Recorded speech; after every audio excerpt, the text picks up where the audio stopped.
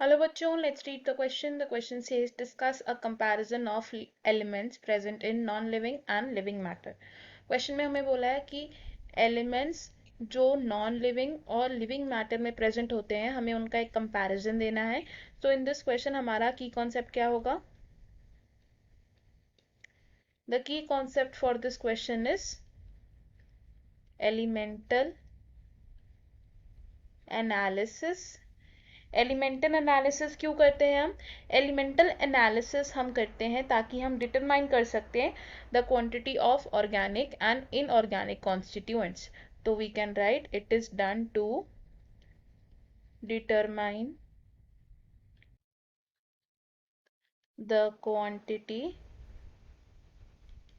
Of organic and inorganic constituents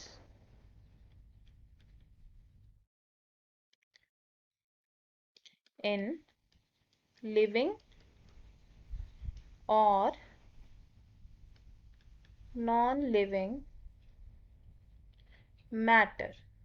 यानी कि living या फिर नॉन लिविंग मैटर में अगर हमें देखना है कि कितने ऑर्गेनिक या इनऑर्गेनिक कॉन्स्टिट्यूएंट्स प्रेजेंट है तो हम उसके लिए क्या करते हैं? We do elemental analysis.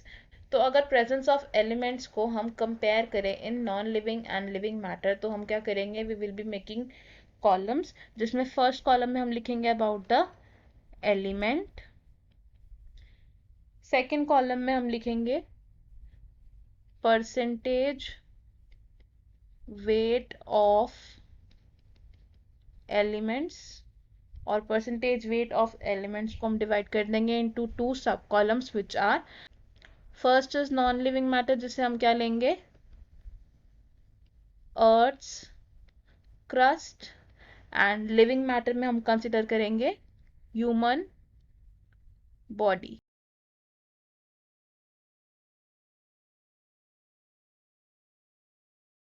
So let's start. जो हमारे एलिमेंट्स होते हैं वो लिविंग और नॉन लिविंग मैटर में आर कॉमन, बट उनका जो परसेंटेज वेट होता है या जो उनकी क्वांटिटीज होती हैं वो डिफर करती हैं. तो फर्स्ट एलिमेंट इज हाइड्रोजन.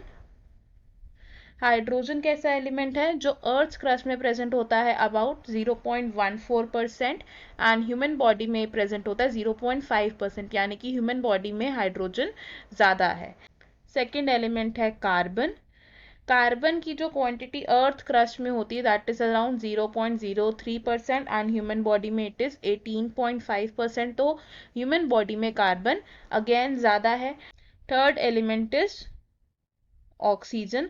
अब जो ऑक्सीजन का अमाउंट अर्थ क्रस्ट में that is 46.6% and human body में है ये 65.0%, यानी कि ह्यूमन बॉडी में ऑक्सीजन ज़्यादा प्रेजेंट होता है.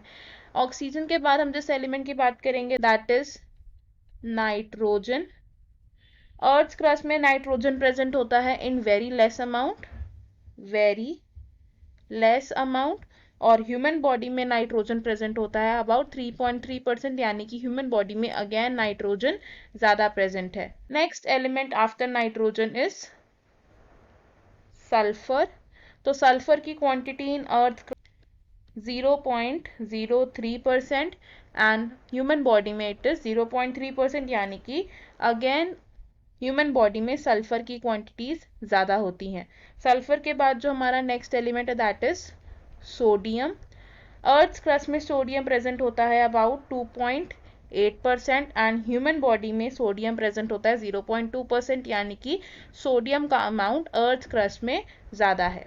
सोडियम के बाद जो नेक्स्ट एलिमेंट है हमारा that is calcium. Earth crust में हमारा कैल्शियम प्रेजेंट होता है अबाउट 3.6% एंड ह्यूमन बॉडी में कैल्शियम प्रेजेंट होता है अबाउट 1.5% ऑफ वेट. तो कैल्शियम की जो क्वांटिटी होती है वो अर्थ क्रस्ट में ज़्यादा होती है.